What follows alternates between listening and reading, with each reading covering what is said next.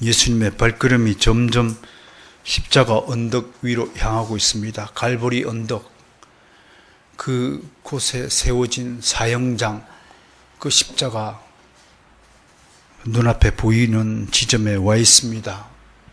지금 예수님이 지나는 곳은 그러므로 마지막 방문지가 됩니다. 예수님을 만나시는 분들은 이제 마지막이 될 것입니다. 저에게도 그런 시간이 있을 것입니다. 여러분들 앞에 서서 마지막 설교할 그 시간이 점점 다가오고 있습니다.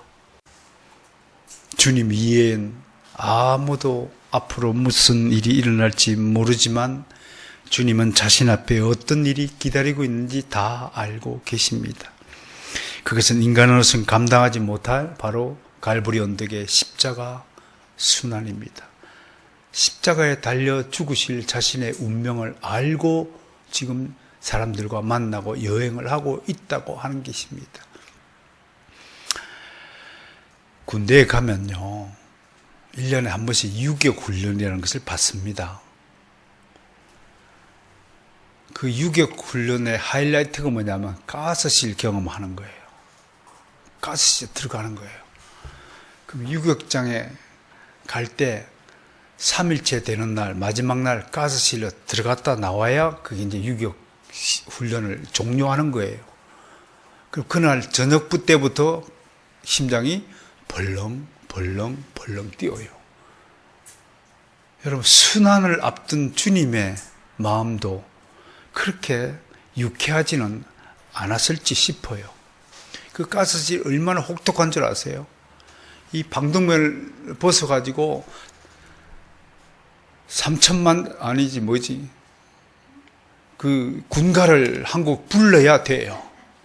그 눈물, 콧물, 가스 칼락칼락하고 숨이 막힐 듯한 죽음의 바로 지경까지 가도록 만드는 훈련이 가스실 체험이에요. 체류탄 가스 이거는 절로 가라예요. 그거 못 참고 막 옆에는 방독면을 뺏어갖고 지한테 쓰는 놈이 있어요. 가스실에 들어가 보면 본색이 드러나요. 끝까지 참고. 근데 단 한 사람 때문에 재창이 걸려지면 죽어나는 거예요. 이걸 벗고 불러야 되는데 끝까지 안 벗고 부르거나 노래를 또 안 부르는 사람이 있다고. 지 혼자 살자고 그 가스실에 들어가는 사람 다 죽이는 거예요. 여러분, 저는 어땠을 것 같아요? 잘했어요, 저는요. 그래서 봤다고 쳐요. 그게요, 훈련병 때는 그 가스실이 어떤 곳인지 모르잖아요. 이게 육군 상병, 병장 되면 이미 경험했잖아요. 경험한 사람이 더 두려움이 더 큰 거예요. 아니까. 아니까. 우리가 아이들 이렇게 키우잖아요. 하엘이도 있고, 금국이도 있고, 하영이도 있고. 아이들을 이렇게 놓고 기도하면 모를 것 같지만 하나님은 이 아이들이 어떻게 자랄지 알잖아요. 이 아이들 기질들도 하나님이 주신 거니까요. 근데 그 기질들이 선용되기를, 좋은 방향으로 이렇게 자라기를 하나님도 원하고, 우리 부모님도 원하고, 나도 원하고, 여러분들도 원할 거예요. 근데 우리 속담에 들성 싶은 나무는 뭐부터 알아봐요? 떡잎부터 하는. 어릴 때 하는 걸 보면 그 아이가 어떤 어른으로 성장할지 대충 보인다는 거예요. 마찬가지로 아는 것이 근심이라 주님이 그런 마음이에요. 아는 것이 근심이에요. 그래서 오늘 50절에서 이 십자가 순환을 뭐라고 표현하냐면 내가 받을 세례다. 그렇게 은유적으로 표현해요. 그러면서 심정의 복잡함을 이렇게 토로하고 있어요. 답답하다. 왜 답답하냐? 하나님은 우리에게 이성적인 능력을 주셨어요. 그래서 논리적으로 설명을 하면 이해할 수 있도록 우리를 만드셨어요. 그런데 이성적으로는 이해할 수 없는 신비한 일들이 있어요. 그게 하나님의 일이에요. 때로는 주님께서 설교를 하시는데 무슨 말인지 이해할 수가 없을 때가 있어요. 나는 우리 건국이와 하영이가 내 설교를 다 이해한다고는 절대로 생각하지 않습니다. 그런데요, 뭐가 기적이냐? 이해하지 못하면서도 설교 시간 끝까지 앉아있는 것, 이것이 기적이에요. 이거 자체가 기적이에요. 이게 왜 기적이느냐? 바로 하나님의 은혜가 주어졌기 때문에 그랬어요. 하영이 보세요. 얼마나 열심히 받아 듣고 있어요. 건국이하고 둘이 지금 경쟁을 하고 있어요. 설교 받았어요. 이 와중에 또 고개를 들잖아요. 완전히 초집중 상태예요. 여러분들이 우리 하영이나 건국이만큼 초집중해서 설교를 듣습니까? 이게 하나님의 은혜라고 하는 것입니다. 왜 답답함을 느끼느냐? 이성적으로 논리적으로 설명하면 이해를 해야 되는데 제자들이 아무리 십자가 이야기라도 왜 죽는다는데요? 응? 왜 자꾸 죽는다고 이야기해? 지금 중요한 것은 로마 제국으로부터 우리 유대를 독립시켜야 될 임금으로 오신 분이라고 확고하게 믿는데 죽어버리면 우리는 무엇하는 것이요? 닥쳤던 개? 지붕 쳐다보는 것도 아니냐? 이런 수준에만 다 고착되어 있는 거예요. 그래서 내가 늘 강조하는 거예요. 수준이 낮으면 고생하는 거예요. 중요한 것은 지만 고생하면 모르더라. 다른 사람을 패기치는 거예요. 그래서 여러분들 수준이 성장하고 자꾸 상승해야 돼요. 성숙해야 돼요. 여러분은 이미 이륙하는 비행기에 탑승한 줄 믿습니다. 천국 비행기는 갑자기 수직으로 상승하는 것이 아니라 항상 점진적으로 하늘 향해서 상승하고 있다는 것을 아셔야 돼요.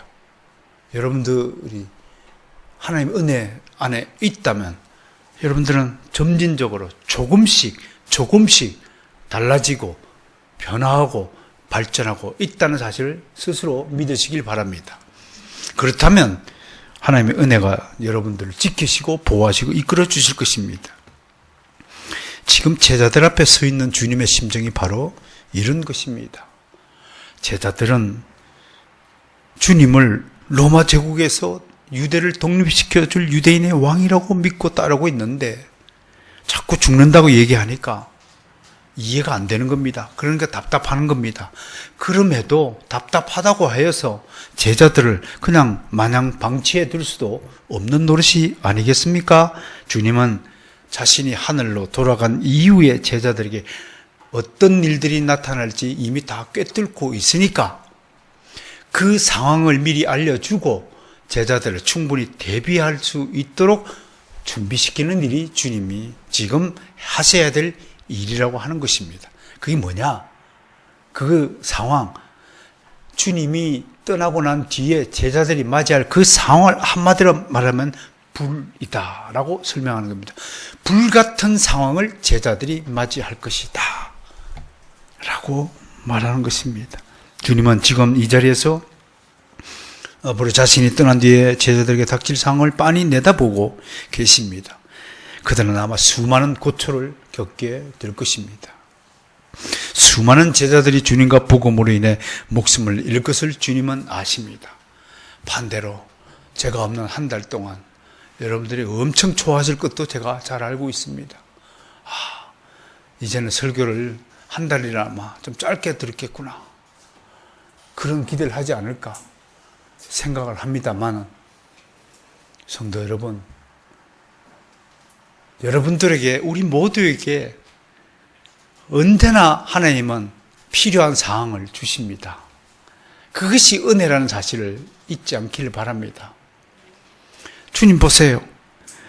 아마 주님 머릿속에는, 주님 눈앞에는 베드로도 있고 안드레도 있고 요한도 있고 야고보도 있고 많은 제자들이 앞에 앉아 있을 것입니다. 주님 보시기에 베드로는 어떻게 죽을 것이고 요한은 어떻게 죽을 것이고 도마는 어디로 가서 죽을 것인지 주님은 다 알고 계십니다. 그 마음이 오죽할까요? 그런데 여기서 한 가지 꼭 짚고 넘어야 될 사항이 있습니다. 되게 신앙이 어린 사람들은 이런 일에 대해서 아니 그렇다면 하나님이 복을 주셔서 제자들이 죽지 않고 평화롭게 살 수 있도록 하시면 얼마나 좋을까라고 생각하는 것입니다. 모든 일을 하나님 책임으로 돌리는 것입니다. 하나님은 인간을 이성적 존재로서 자신에게 주어진 모든 일을 자신의 주권하에 바른 선택과 결정을 하도록 만드셨는데 마치 인간에게 주어지는 불행한 사건들이 하나님의 책임을 돌리는 것입니다. 그저 좋은 인생만 생기면 얼마나 좋을까라고 생각하는 어린 신앙인들이 있다고 하는 것입니다. 만약 그런 주장이라면 세월호가 침몰한 것도 하나님 책임이고 땅에 지진이 나는 것도 하나님의 책임이고 모든 인간들의 인생들이 닥치는 불행도 다 하나님의 책임이라고 말하는 것과 같은 것이라고 생각을 합니다. 그래서 주님은 이들에게 실제 일어난 상황을 미리 고지할 필요를 느꼈습니다. 오해하지 말도록. 그 상황이 바로 49절 나타난 것입니다. 함께 읽을까요? 내가 불을 땅에 던지러 왔나니 이 불이 붙었으면 내가 무엇을 원하리요? 여러분 이것을요 깊게 묵상하지 않으면 잘 이해하지 못하는 말씀입니다. 내가 불을 던지러 왔다. 그리고 이미 불이 붙었다. 그러니 내가 뭘 더 하리랴. 이런 말씀입니다. 성경에서 불의 용도가 뭐냐면요. 한 세 가지 용도로 나타납니다. 처음엔 환난입니다. 환난을 뜻합니다. 연단을 뜻합니다. 몇 구절 제가 읽어드릴게요. 시편 66편 10절 말씀 잘 들어보세요. 제가 읽어드릴게요. 하나님이여 주께서 우리를 시험하시되 우리를 단련하시기를 은을 단련한 같이 하셨으며 쇠가 어디서 연단됩니까? 용광로 불구덩이 안에서 쇠가 단단해져요. 이게 불은 우리를 단단해지기 위한 도구입니다. 환난을 통해서 어려움을 통해서 고초를 통해서 우리를 단단하게 만드는 용도가 불의 용도입니다. 베드로전서 4장 12절 13절에서 베드로 사도는 우리에게 이렇게 권면했습니다. 사랑하는 자들아 너희를 연단을 하려고 오는 불시험을 이상하게 여기지 말라. 거기서 은혜인 줄 믿으시기 바랍니다. 여러분들에게 독한 상황이 벌어졌나요? 이해하지 못하는 일이 벌어졌나요? 물론 여러분들이 당하는 고생은 두 가지로 잘 분류해야 됩니다. 내 게으름과 무책임 때문에 오는 고생하고 베드로 사도는 분명히 그것하고 분리시켰습니다. 도대체가 내게 아무런 잘못이 없는데도 불구하고 내게 일어나는 이해할 수 없는 이상한 상황, 이 두 가지를 구분해야 됩니다. 지금 말하는 이상한 시험은 하나님부터 오는 시험을 말합니다. 내 잘못으로서 인하여 발생된 것은 내가 분명히 깨닫고 책임을 질 줄 알아야 됩니다. 그러나 나를 연단하려고 주시는 하나님의 시험이 있습니다. 한때 저에게도 이런 시험이 있었습니다. 이해할 수 없는 대적함이 저에게 있었습니다. 우리는 그런 일을 당할 때마다 개인적으로 분개하고 아니 하나님 왜 나에게 이렇게 이해할 수 없는 일을 직면하도록 허락하십니까? 그 해답이 무엇일까요? 너를 연단하기 위함이다. 너를 더 장성한 믿음의 분량에 이르도록 이끄시는 하나님의 시험이다 라는 것이 정답이 될 것입니다. 그러나 불은요 두 가지 극단적인 상황을 묘사합니다. 하나는 신앙인들에 대한 불의 의미와 불신앙에 대한 불의 의미가 다르다고 하는 것입니다. 신앙인에 주어진 시험은 책망입니다. 하나님은 우리를 책망하십니다. 우리가 하나님의 뜻을 깨닫지 못하고 하나님의 법을 지키지 않을 때 우리를 책망하십니다. 그러나 불신앙인에게 주어지는 불시험은 그 결과는 형벌입니다. 책망과 형벌의 뚜렷한 결과를 우리는 분명히 인식해야 됩니다. 불신자들은 시험을 당하면 미움과 적대 감정으로 자신의 입장을 표현합니다. 그것을 우리는 거센 불꽃으로 묘사할 수 있습니다. 이 일들은 예수님이 십자가에 죽으시고 부활 성천하신 후에 실제로 나타났습니다. 믿는 자들은, 예수님의 사도들은 불같은 신앙의 불꽃으로 그들의 삶을 산화하였습니다. 그러나 불신자들, 대적자들은요, 예수님이 죽고 난 뒤에 엄청난 반항과 적대감으로 그리스도인들을 핍박하고 탄압하였습니다.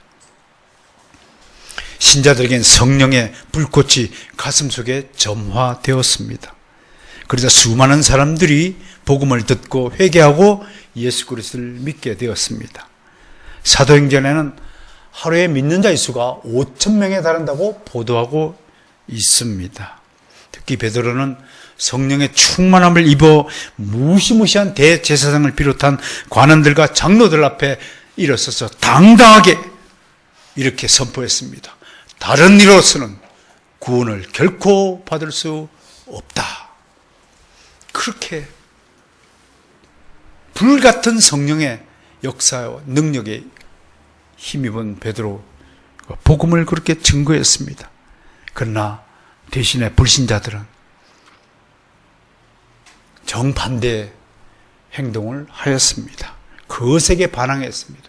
예수 그리스도를 따르는 추종자들을 나사렛 이단이라고 규정하고 그들을 잡아 죽이는데 혈안이 되어 있었습니다.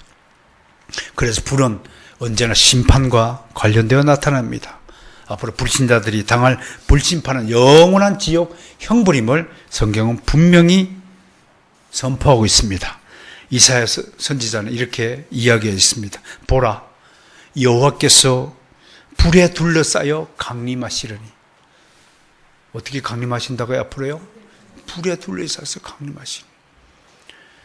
그 불은 우리에게는 정말 기쁨의 은혜의 불꽃이 되겠지만 불신자에게는 이렇게 된다고 예언하고 있습니다. 그가 혁혁한 윗세로 노여움을 나타내시며 맹렬한 화염으로 책망하실 것이라. 불신자에게는 그들을 집어삼킬 화염으로 하나님의 불꽃이 나타난다고 예언하고 있습니다. 데살로니가후서 1장 7절과 9절에도 이렇게 되어 있습니다. 환난을 받는 너희에게는 우리와 함께 안식으로 갚을 것이 하나님의 공의이시니. 믿는 우리는 뭘로 갚아주신다고요? 하나님의 안식으로 갚아주신다. 믿지 않는 자는 주 예수께서 자기의 능력의 천사들과 함께 하늘부터 불꽃 가운데에 나타나실 때에, 불꽃 가운데에 나타나실 때 하나님을 모르는 자들과 우리 주 예수의 복음에 복종하지 않는 자들은 형벌을 내리시리니 이런 자들은 주의 얼굴과 그의 힘의 영광을 떠나 영원한 행벌을 받으리로 것이다 라고 분명히 선포했습니다. 여러분, 이것이 주님이 말하는 불의 상황입니다. 이 불의 상황 속으로 제자들이 들어갈 것이라고 주님은 미리 알고 지금 이야기하고 계십니다. 왜 이런 불의 상황을 제자들에게 미리 알려면 했을까요? 그것은 바로 제자들에게 충분히 대처할 시간과 기회를 주시기 위한 주님의 자비와 사랑이라고 말할 수밖에 없을 것입니다. 지피지기면 백전백승이에요. 유비하면 무한하다. 이것이 주님의 사랑입니다. 주님 앞으로 일어날 불같은 일들을 사실대로 제자들에게 가르쳐 주시는 것입니다. 있는 그대로를 알려주는 것이 충격을 최소화할 수 있습니다. 옛날에는 암이 걸리면 절대로 알려주지 않는 것이 의사의 미덕이었지만 지금은 오히려 여러 조사 결과 있는 그대로 사실을 알려주어서 충분히 대비토록 하는 것이 암을 극복하는 데 도움이 된다는 것이 요즘 의사들의 지론입니다. 숨긴다고 될 일이 아닙니다. 한평생 친부모인 줄 알고 자란 양자에게 양자가 오늘 길을 가다가 이웃집 사람들이 수근수근 대는 걸 봐서 자기 보고 쟤는 얼굴이 저렇게 안 닮았는데 아직도 저 부모가 자기 친부모인 줄 알고 이렇게 지내나 봐. 항상 비밀은 누가 탄로한다고요? 가까운 옆 사람이 비밀을 탄로하는 법이요. 태영이 비밀을 누가 탄로한다고? 새끼들이요. 배신은 자는 항상 어디 있다고요? 항상 옆 사람이요. 최도한 목사를 거꾸로 때릴 사람은 바로 여기 이 안에 있어. 똑바로 쳐다봐 옆으로. 그게 우리의 현 주소죠. 응? 그러니까 양자가 고민을 해가지고 진짜 내가 다리 밑에서 주워온 자식이란 말인가. 그럴 때 양부모가 결단이 필요한 거죠. 끌어안고 엄마가 울면서 내 몸으로 낳은 자식은 아니지만 너보다도 나에게 귀한 자식은 없단다. 난 너를 눈물로 키웠다.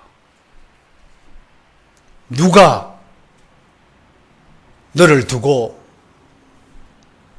내 자식이 아니라고 하거든 나는 혀를 깨물고 죽을 것이다. 이렇게 솔직하게 얘기했더니 다시는 의심하지 않고 당신이 나의 진짜 엄마 아빠입니다. 고백했다. 영화 이야기요. 옛날에 신성일 씨 나오는 영화 이야기요. 그랬다는 겁니다. 어쨌든 주님은 자신이 떠난 이후에 제자들이 닥칠 상황을 불의 상황으로 전제하신 다음에 자신이 이 세상에 불을 던지러 왔다고 선언하십니다. 그런데 그 다음에 이 불이 이미 붙었다고 선언하십니다. 이것은 주님이 성육신 하심으로 인해 이미 고난이 시작되었다는 것입니다. 그리고 자신에게도 불의 고초가 닥칠 것임을 예고하신 것입니다. 이미 자신에게도 불이 붙었다는 것입니다. 그러니까 이런 얘기예요.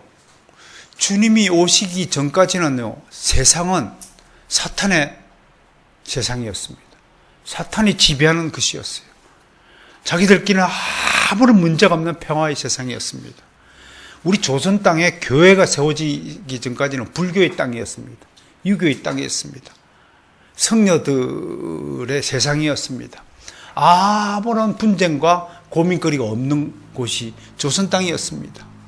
그런데 이 사탄이 지배하는 땅에 예수 그리스도가 왔다는 것 자체가 평화가 깨진 겁니다. 무슨 평화?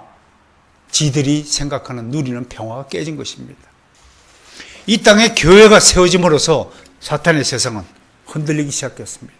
고요한 사탄의 세상에 교회라는 폭탄이 떨어져서 저들 입장에서는 분쟁의 시대가 도래한 것입니다.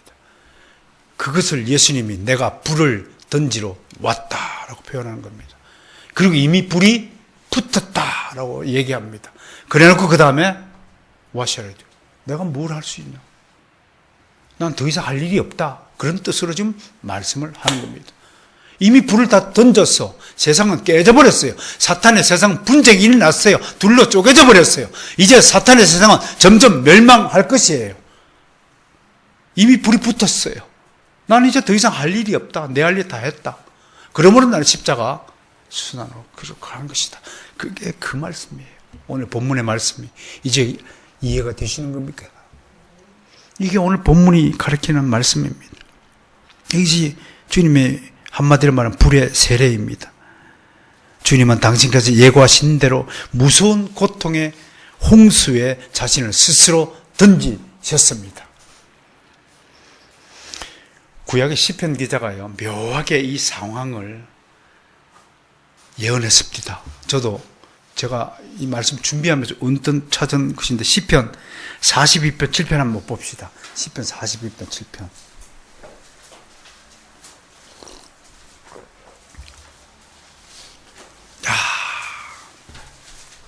고라 일당 후손들이 읊은 노래가 대표적인 것이 시편 42편입니다. 고라가 누구예요?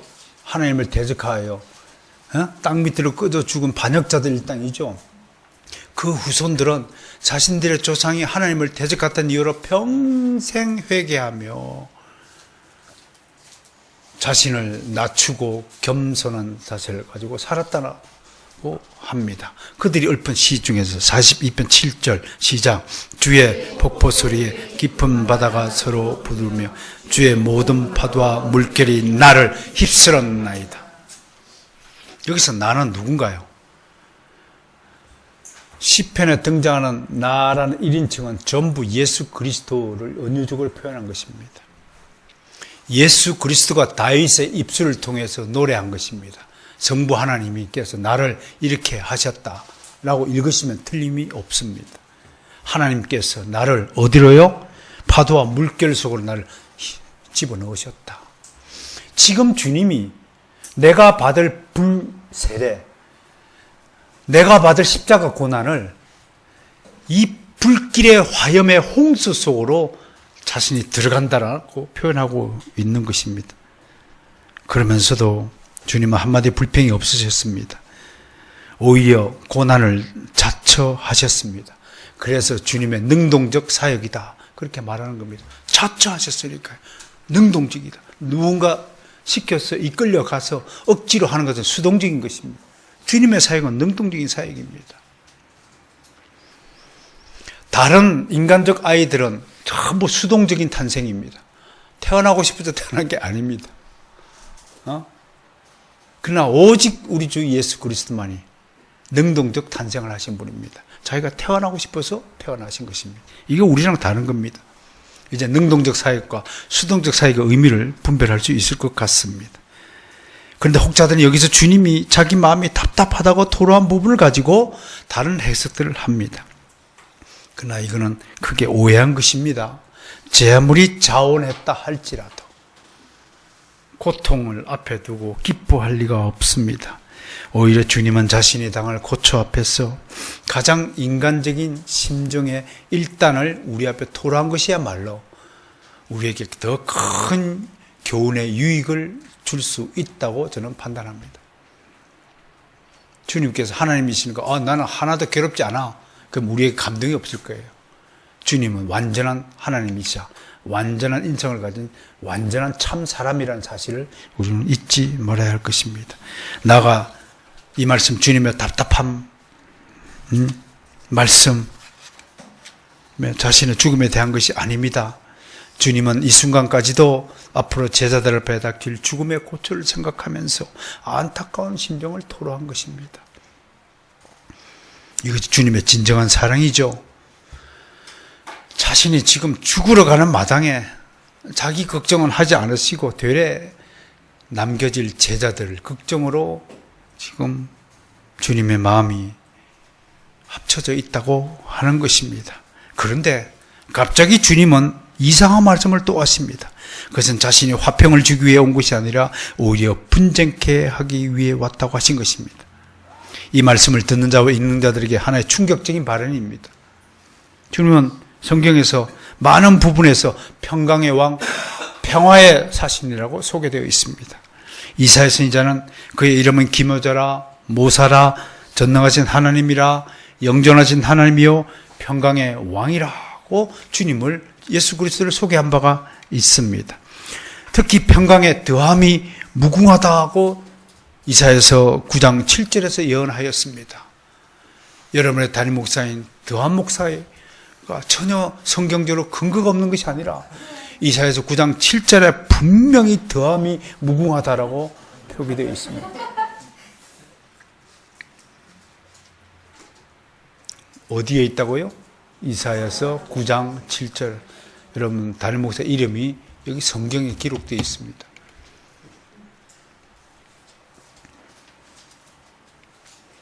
누가복음 1장 79절에서는 어둠과 죽음의 그늘에 앉은 자에게 비치고 우리 발을 평강의 길로 인도하시는 분이시다. 2장 10절에는 지극히 높은 곳에서는 하나님께 영광이요 땅에서는 하나님이 기뻐하신 자들 중에 평화로다. 예수 그리스도를 이렇게 노래했습니다. 요한복음 14장 27절에는 평안을 너에게 끼치노니 곧 나의 평안을 너에게 주노라. 요한복음 16장 33절 한번 찾아봅시다. 함께 읽어봅시다.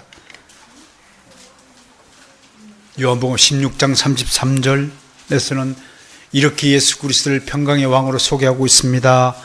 자, 지금 함께 합니다. 시작. 이것을 너에게 이르는 것은 너희로 내 안에서 평안을 누리게 하려 함이라. 세상에서는 너희가 환난을 당하나 내가 세상을 이겼노라. 아멘. 주님은 우리에게 평강을 주시기 위해서 오신 평화의 왕이십니다. 그런데 오늘 이 본문에서는 나는 분쟁케 하기 위했다 하신 것입니다. 조금 전에 말씀드렸다시피 이제 이 말씀을 이해하실 것입니다. 사탄의 세상의 입장에서는 주님이 이 땅에 오신 것은 자기들의 나라를 분쟁케 하기 위해 오신 것이고, 우리의 하나님 나라의 입장, 하나님 나라의 백성의 입장에서 주님은 우리에게 평화를, 평강을 주시기 위해서 오신 분이라는 사실을 생각할 것입니다. 악한 영들에게는 이것은 참으로 견딜 수 없는 천상의 포효였습니다. 그래서 그들을 향해 큰 소리로 주님께서 이렇게 외쳤습니다. 오늘 51절 말씀입니다. 함께 읽습니다. 시작. 내가 세상에 화평을 주려고 온 줄 아느냐? 내가 너희에게 이르노니 아니라 도리어 분쟁케 하려 함이로다. 아마 사탄이 이 말을 듣고 놀랬을 것입니다. 가슴이 찔끔했을 것입니다. 야, 이제 내 세상이 끝났구나. 우리 학교도 지금 가짜 주인이 점령하고 있는데 이제 판결이 떨어지면 이제 끝났구나, 나의 시대가 끝났구나 하는 시대가 올 것입니다. 아멘. 여러분에게 무슨 일이 일어나나요? 그럼 그것이 10년 동안에 계속 반복되는 고초요, 환난을 일하면 여러분들의 인내는 단련됐다고 해도 무방할 것입니다. 10년이면 뭐도 변화요? 강산도 변하는데 왜 여러분들의 마음은 안 변할까요? 10년이면 강산이 변해요. 강산이 변하는 게 쉬워요? 북한산이 깎여가지고 넓은 바다가 된다고 생각하면 이해가 됩니까? 10년 만에 북한산이 공원이 된다고 생각합시다. 그렇게 변할 수 있는데 왜 정작 우리라는 존재는 조금 더 변하지 않을까요? 이번 주에도 저번 주에도 똑같은 모습이면 아니 된다, 이런 말씀입니다. 뭔가 달라져야 됩니다. 헤어스타일만 달라지지 마시고 눈빛이 달라지고 얼굴 색깔이 달라지고 미소가 달라지고 태도가 달라지고 입에서 나오는 언어가 달라지고 할렐루야, 이게 달라지고 반갑습니다, 잘 지냈습니까? 당신을 위해서 기도했습니다, 당신 잘 될 겁니다, 힘내, 기운 내세요, 당신이 아프다는 것을 알고 내가 어제 저녁에 기도했습니다. 그런 성도, 그런 아름다운 열매들의 모습으로 나타나야 되지 않겠습니까? 제발 자기 중심에서 벗어나기를 바랍니다. 수준이 낮다는 것은 자기식대로 생각한다는 뜻입니다. 여러분 그 영화 보셨어요? 마라톤이라는 영화 보셨어요? 근데 그 영화 제목이 마라톤이니까 말아톤이에요. 그거 참 이상하다. 근데 영화를 보고 나서 그걸 깨달았어요. 왜 말아톤이에요? 그 장애자는 말아톤밖에 안 돼요. 우리가 보기에는 이상하지만 걔 입장에서 생각해보면 말아톤이 정상인 거예요. 여러분 왜 오해해요? 내 입장대로 내 식대로 해석을 하니까 오해하는 거예요. 그래서 그 수준이 낮다는 거예요. 수준이 높은 사람은 상대방 입장에서 역지사지할 수 있는 능력을 가진 사람이에요. 아, 전체적인 입장에서 내가 한 행동 결정이 이게 뭔가 잘못이구나, 그렇게 생각이 된다면 그건 역지사지의 수준에 오른 사람이에요.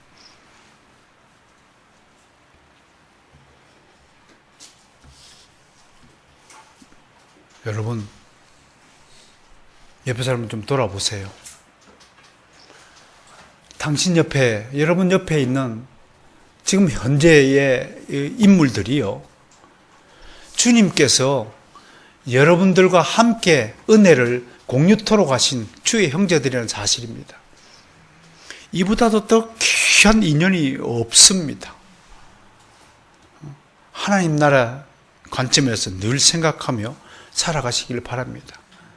그저 우리는 땅에서 머물며 위의 것을 찾으라고 그렇게 주님이 했는데도 우리는 계속 내 중심으로 모든 것을 바라보고 내 생각을 하고 살아가고 땅에 있는 인연만 소중히 여기고 그렇게 살다가 인생을 허비한다면 얼마나 하나님의 마음을 아프게 하는 일일까요?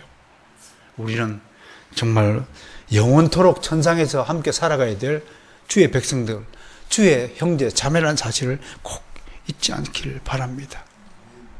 이제 제자들은 주님이 떠난 이후 세상의 분쟁을 볼 것입니다.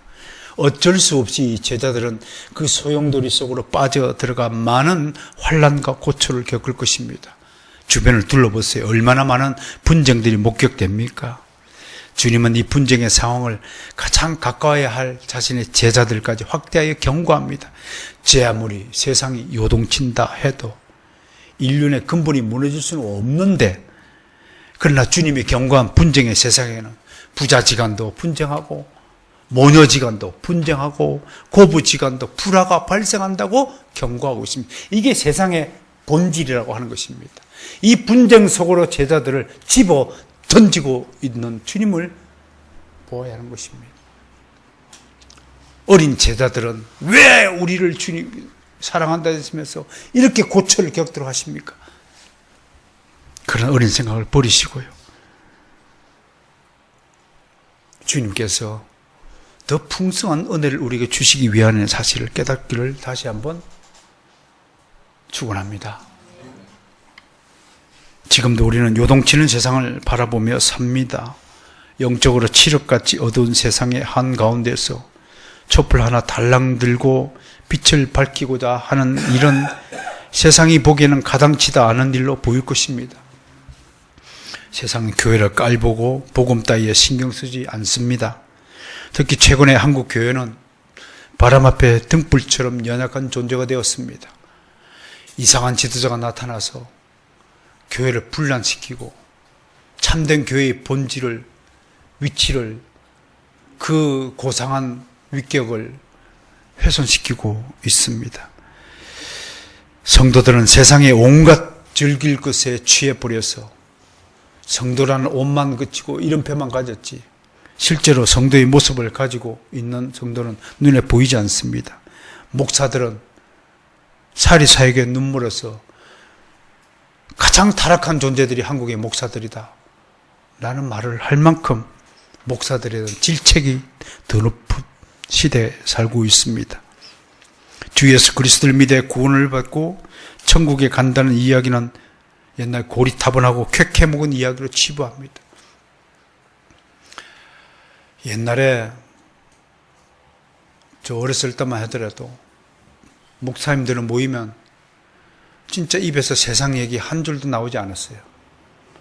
뭐 축구가 어떻고가, 목사 입에서 축구 얘기 나오면 우리 선생님이 자다가 좀 무덤에 일어났을 것 같아요. 이런 또라이 같은 놈이 있냐고. 네가 천국 하나님 나라를 전하는 메신저냐고. 그렇게 아마 화를 내실 것 같아요. 그런데 어딜 모임에 가보면 목사들이 세상 일에 더 빠꿈이에요. 목사들은 오직 성경 말씀 가지고 실험해야 됩니다. 오늘 결론입니다. 성도의 삶은 이 땅에서 바람 앞에 등잔불이요 쓰러져가는 갈대 같은 것입니다. 물론 결국에는 승리하고 좋은 결말을 맞이하겠지만 그 과정이 결코 넉넉한 것이 아닙니다. 사도 바울 같은 사람도 세상의 시련 앞에서 얼마나 힘들었으면 나는 공고한 사람이로다. 그 얘기 뭐예요? 정말 너무 힘들다. 저는 그 국제시장 마지막 장면, 아버지 나 힘들었어요. 그 고백이 우리 한국의 경제를 일군 우리 선조들의 그 고백이라고 저는 받아들였습니다. 우리 부모님들 얼마나 힘들게 사셨습니까? 보릿고개 넘으면서. 그러면서도 그 먹을 것도 없고 그 험악한 세월 속에서도 그래도 우리는 기쁨을 누리고 희망이 있다.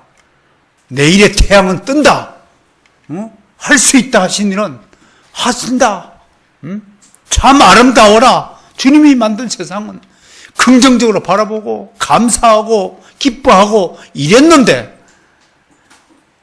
어찌된 일인지 이렇게 풍족한 세상이 되었는데 하루에 밥을 굶는다는 사람 소식을 들어보지도 못하는데 옛날에는 길을 가려면 학교를 가면 20리길을 걸어서 매일 아침 걸어서 학교를 하고 했는데 요즘에는 학교 코앞에 살면서도 지각을 하는 일이 나타나니 이렇게 좋은 교회당 속에서 신앙생활을 하도록 하나님이 은혜를 베푸는데도 불구하고 거꾸로 신앙이 가고 있다니 얼마나 주님의 마음이 아플까요? 여러분도 스스로 좀 보세요. 몇 점짜리예요? 어제 뭐라고 그랬어요? 우리가 원래 몇 점짜리? 빵점짜리예요. 그런데 100점이라고 쳐줬잖아요. 빵점인데 100점으로 쳐줘요. 그러면 그만큼 은혜를 받았으면 좀 은혜로운 사람답게 살면 어떨까요? 사랑하는 성도 여러분, 제발 부탁합니다. 좀 달라지세요. 좀 성장하세요. 성숙하세요. 좀 장사 믿음의 분량이 이르세요. 제발 육신의 습관들, 잘못된 습관들, 버릇들 다 버리고 새로운 피조물이 되시기를 주님 축원합니다. 너희는 성령 안에서 새로운 피조물이라 새롭게 달라지기 바랍니다. 지금까지 가지고 있던 걸 싹 다 폐기 처분하시고 오늘 이후로 완전히 성령의 사람이 되기를 축원합니다. 그것이 이 어지러운 세상 속에서 고결하게 빛나게 하시는 하나님의 목적이 될 것입니다.